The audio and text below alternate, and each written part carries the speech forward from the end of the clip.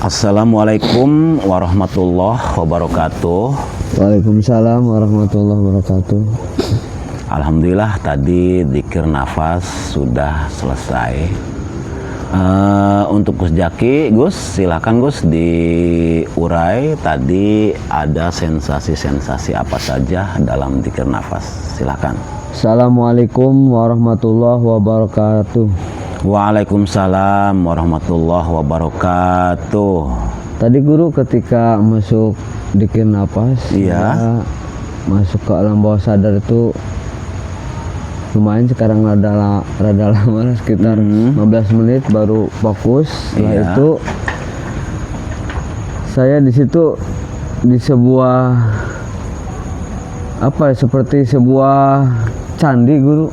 Kuil. Ya, kuil. Iya. Tapi bukan candi, mungkin kuil ya. Kuil itu biasanya tuh di atas gunung gitu Di ya. atas gunung. Di situ saya bertemu dengan sesosok wanita yang turun dari langit itu bersamaan dengan cahaya guru, cahaya warna ungu. Oh, dengan cahaya. Ya bersamaan dengan cahaya aja turunnya. Jadi itu sama cahaya ya, turun dari langit, dari atas ke bawah. Oke. Menghampiri Terus? saya. Iya. Setelah semakin dekat, oh saya udah pernah bertemu dengan beliau Dewi Kuan Yin guru. Iya. Sambil tersenyum. Beliau Dewi Kuan Yin. Salam katanya beliau. Salam kata beliau gitu. Oke. Sambil tersenyum ya. Baru kali ini dia turun menginjak tanah gitu kan. Dulu mah Di atas terus ya iya. ketemunya. Oke. Ada dialog dengan beliau, beberapa kalimat yang beliau sampaikan. Iya. Nasihatnya seperti ini. Perbuatan kebaikanmu, ketika kebaikanmu itu bersumber dari dirimu, Iya. maka itu adalah kejahatan. Oke. Tetapi kebaikanmu, dan ketika sumber kebaikanmu itu bersumber dari Tuhanmu, maka itu adalah sebuah kelembutan. Gitu guru. Terus Ketika kamu berada di ruang yang terang, iya. yang terang benderang, terang sekali, kemudian kamu melihat di situ, ya ruangannya kan cahaya semua. Iya. Ketika melihat di situ ada sehelai benang berwarna hitam yang membentang di tengahnya, Iya. maka itu ruangan itu akan seperti terbelah menjadi dua guru. Iya. Akan terbelah seperti menjadi dua karena ada bentangan benang warna hitam. Iya. Walaupun sehelai, tapi ketika kamu berada di ruangan gelap gulita dan kamu melihat ada sehelai benang berwarna putih bercahaya, maka itu akan terlihat seperti sebuah sulaman. Iya. Sebuah sulaman. Kemudian beliau melanjutkan, lolongan serigala itu akan terdengar seperti menyayat sebuah kerinduan. Ya, menyayatkan hati Yang sedang rindu. Tetapi terkadang lolongan serigala itu akan terdengar menyeramkan sampai bulu kudukmu berdiri. Oke. Gitu guru. Kemudian beliau melanjutkan kalimat terakhir yang beliau sampaikan adalah, kebaikan itu tidak akan terlihat oleh mata. Iya. Kebaikan itu tidak akan terlihat oleh mata, tapi akan sangat terasa sekali kehadirannya, karena kebaikan itu sangat lembut sekali. Ya, suara beliau halus sekali guru. Suaranya lembut juga ya. Lembut. Beliau Dewi Kuan Yin. Saya itu beliau pamit salam terus Naik lagi. naik ke ketinggian lagi. Naik ke langit lagi ke sana. Itu saya kebetan jalan-jalan sampai kemana, sampai habis dulu. Oke. Cuman bertemu Dewi Kuan Yin aja tadi. Iya. Assalamualaikum warahmatullahi wabarakatuh. Waalaikumsalam warahmatullahi wabarakatuh. Gus, gini Gus, kalimat awal pertama kalimatnya apa dulu ya, sok? Kebaikan. Tadi, ya. Tentang kebaikan, ketika kebaikanmu bersumber dari dirimu sendiri itu adalah sebuah kejahatan. Udah satu itu. Artinya menurut beliau ya, Dewi Kuan Im, Dewi cinta kasih ya, Dewi welas asih, kata beliau. Tadi apa kalimatnya? Kebaikan, ketika kebaikan berbuatlah baik, tapi ketika perbuatan baikmu itu bersumber dari dirimu sendiri, itu adalah sebuah kejahatan. Oke. Ketika kebaikan apapun ya yang kamu lakukan ya, itu kamu merasa kebaikan itu datang dari dirimu sendiri ya, itu bukan kebaikan namanya, itu adalah kejahatan ya. Kalimatnya itu kan. Nah, begini. Ketika kita melihat ada saudara kita yang membutuhkan, ya Gus, umpamanya hari ini kita melihat saudara kita tidak makan karena tidak beli beras ya, tidak punya uang untuk beli beras, ya Gus ya. Nah, klik posisi kita usahanya sedang jadi Gus nih, usahanya sedang jadi ya, umpamanya jualan apalah, usahanya lagi punya uang aja ya Gus ya. Nah, kita menolong saudara kita itu, kita belikan beras umpamanya 10 kilo ya, dibelikan beras 10 kilo ya Gus ya. Sudah. Nah, ketika kita kasih saudara kita itu 10 kilo ya, seneng kan? Seneng. Yang kita beri itu. Oke. Udah. Terus berjalan lagi ya, artinya berjalan lagi gitu umpama. Yang kita kasih itu Gus ya. Nah, ketika yang kita kasih tadi itu ngomong tidak enak ke saya, menyakiti ya? Ya, menyakiti.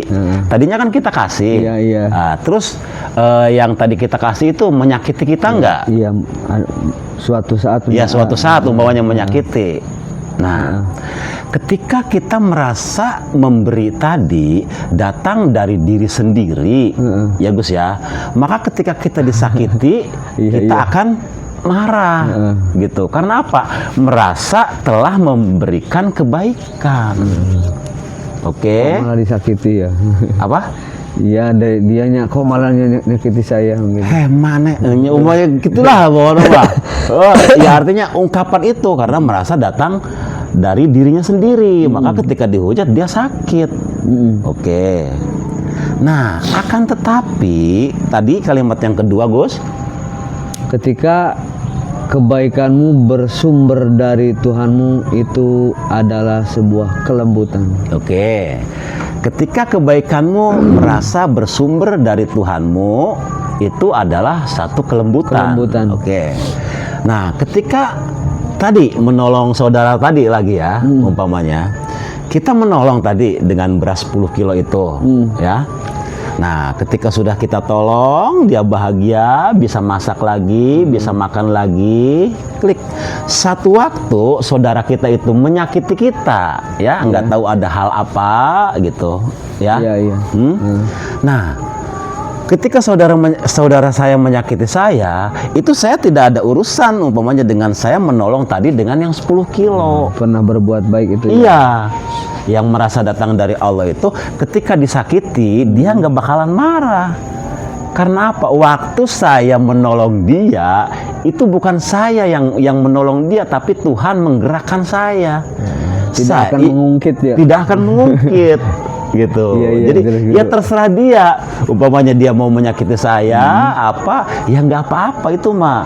Saya siap disakiti tapi tidak siap untuk menyakiti. Masuk ke Nah, dan ketika orang yang kita tolong menyakiti kita, kita tidak marah. Dulu sewaktu saya menolong saudara saya juga, saya hanya melihat wajah Allahnya, gitu tuh Gus. Nah, itu berarti namanya kebaikan yang datang dari Tuhan. Dan laku kebaikan yang seperti itu, Gus ya, ketika kita sudah tadi dihujat tidak marah karena saya melihat wajah Allahnya yang kita tolong. Nah, itu kebaikan-kebaikan seperti itu yang akan menghasilkan kelembutan. Gitu. Maksudnya satu itu kan satu ya, satu kalimat kita urai. Nah, yang kedua ya, ketika kamu melihat cahaya yang sangat besar, umpama bentuknya bulat, indah banget cahayanya, kamu bentangkan benang hitam, tengah-tengahnya, di tengah-tengahnya, maka akan terlihat seperti terbelah, ya, jadi dua. Artinya itu Gus, kebaikan apapun yang kamu lakukan ya, ketika ada keakuan, aku yang telah merasa berbuat baik, ya, itu perbuatan akan sia-sia, akan hilang ya, akan sia-sia seperti benang hitam yang membelah cahaya, ya enggak? Udah. Nah, yang ketiga ya, sekalipun hitam, sekalipun warnanya hitam semua, akan tetapi ketika yang membentang itu adalah benang warna putih dan bercahaya, benang itu, itu akan terlihat seperti menyulam gitu, ya. Akan menyulam itu akan terlihat semakin indah, jadi menyatu antara gelap dengan gelap, kayak disulam. Segitu ya. Ya maksudnya kan Dewi Kwan Im itu kan, masya Allah, itu Gus nggak bisa diituin Gus. Maksudnya beliau umatnya banyak sekali, bahkan mendunia gitu. Ya pasti kalimat-kalimatnya pun rapi pasti. Satu komunitas itu Gus, apapun coba dilihat dari umatnya Gus, gitulah. Udah. Terus ya artinya tadi benang putih itu Gus ya, segelap apapun ketika kita melakukan kebaikan itu ya, digerakkan oleh Tuhan ya, itu akan menjadi sulaman, menjadi indah sekalipun gelap. Nah, terus yang ketiga, mendengar lolongan serigala ya. Begini Gus, lolongan serigala akan terdengar menyayat hati, seperti terdengar seperti menangis gitu ya, dan tidak ada rasa takut sama sekali. Begini Gus, kalau diurai, umpama kita sholat tahajud, ya, tahajud malam 2 rakaat, dikiran, akan tetapi sholat tahajud kita itu, kita tuh terbangun, digerakkan oleh Allah, terbangun untuk sholat tahajud menghadap Allah, ya, dengan apa? Dengan penuh cinta dan kerinduan. Awas, dibangunkan untuk tahajud, dibangunkan oleh Allah untuk tahajud, untuk sholat tahajud, ya. Nah, ketika melakukan sholat tahajud itu dengan atas dasar kerinduan dan rasa cinta. Nah, maksudnya kan kalau kerinduan dan rasa cinta itu Gus ya, ungkapannya itu apa yang belum bisa dia lakukan, dia minta kepada Tuhannya. Artinya umpama nih malam-malam Gus ya, bangun sholat tahajud, assalamualaikum warahmatullahi, assalamualaikum warahmatullahi, kita baca dikiran dulu, subhanallah, alhamdulillah, Allah, terus lanjut. Nah, ketika nanti ada di makom munajat ya, makom munajat itu ya, mengharmoniskan hubungan antara seorang hamba dengan Tuhan. Artinya membuat semakin mesra gitu. Nah, Sok aja Gus, ketika kita minta kepada Tuhan kita, minta kepada Allah, ya Allah, Engkau menyuruhku untuk bersabar, sementara saya masih belum bisa bersabar ya Allah. Saya masih marah, terkadang marah besar, meledak-ledak ya Allah. Umpama, ya Allah, berikanlah saya kesabaran ya Allah, seperti yang Engkau minta kepadaku supaya aku bersabar. Innallaha ma'as-sabirin, sesungguhnya Engkau selalu bersama orang-orang yang sabar.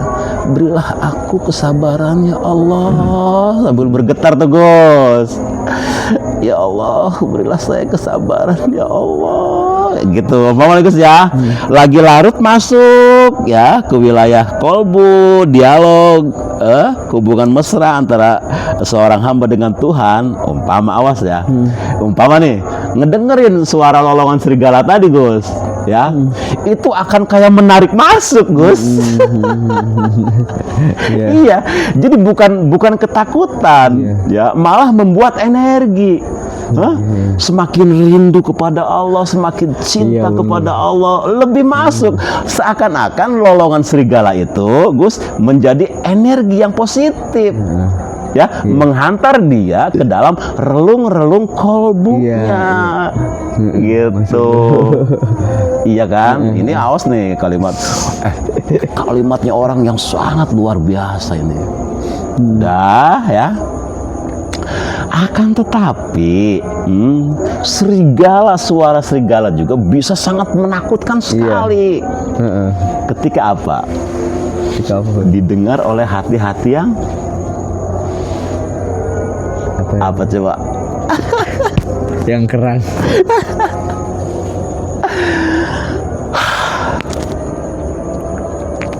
Begitu.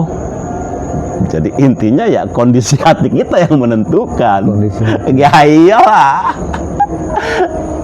Nih, yang namanya dosa itu, ya, yang namanya ketakutan itu datangnya dari mana?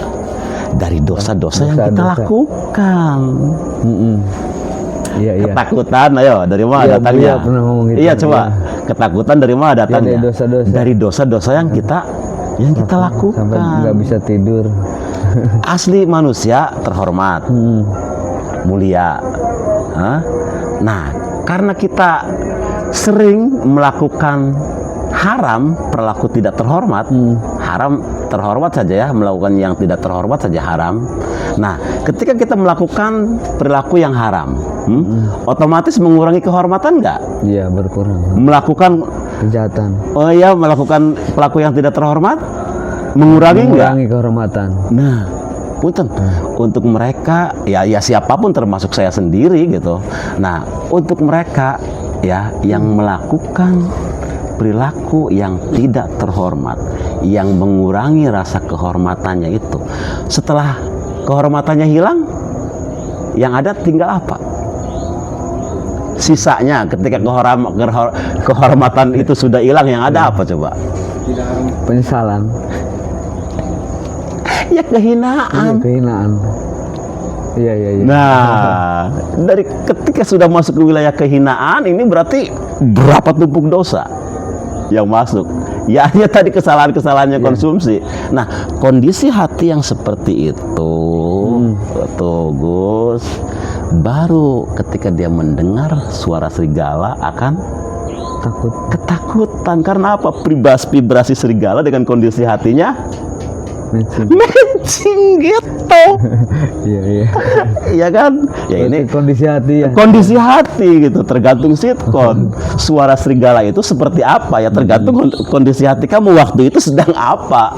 Kalau hati kamunya sedang merasa ketakutan karena ketika Allah senang, umpamanya Allahnya senang kita nggak jalani, Allah tidak senang kita ngejalani, ayo gitu aja, bertumpuk nggak. Nah, suara serigala itu sudah tidak seindah orang yang pertama tadi gitu. Kalau orang yang pertama itu jadi energi masuk, lebih masuk, ya Allah, gitu kan.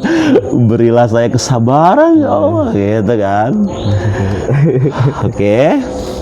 Terus Gus, yang ketiga Gus, Yang terakhir, yang terakhir, kebaikan itu tidak dapat dilihat oleh mata kepala kita sendiri, tapi dapat kita rasakan kehadirannya, karena kebaikan itu sangat lembut sekali. oh iya, karena begini Gus,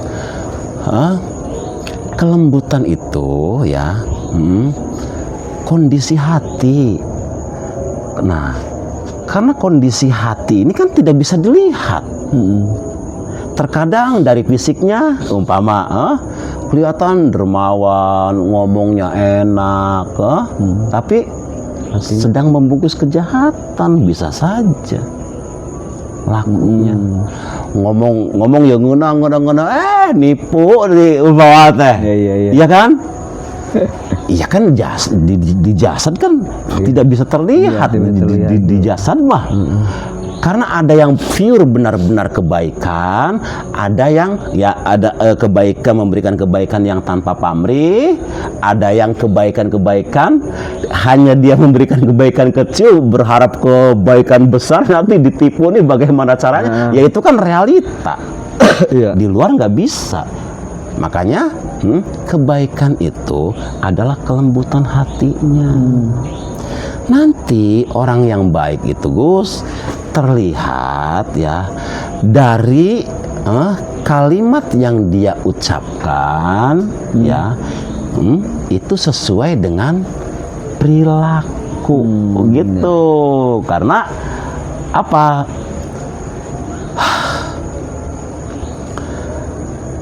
Lisan ini adalah jendela hati. Kondisi hati dapat dilihat dari lisan dan perilakunya semua ya, gitu. Itu juga ya hanya indikator-indikator, kedalamannya ya hanya wallahu a'lam tuh gitu, maksudnya hanya Tuhan yang tahu. Makanya ngelihat orang tuh Gus ya bukan hanya aksesoris apa, bukan, artinya coba kemanfaatannya seperti apa, nasihat-nasihatannya seperti apa. Ya, orang yang nasihatnya datang dari hati akan diterima oleh hati lagi. Orang yang nasihatnya datang dari ilmu akan diterima oleh ilmu lagi. Nah, kita tuh harus bisa cerdas di sana gitu. Artinya ya kamu aja semampu-mampunya. Ini omongan kan bisa kan dilihat gitu. Setelah dapet ya udah diem, nggak harus diurai gitu. Karena apa? Ya kita melihat, artinya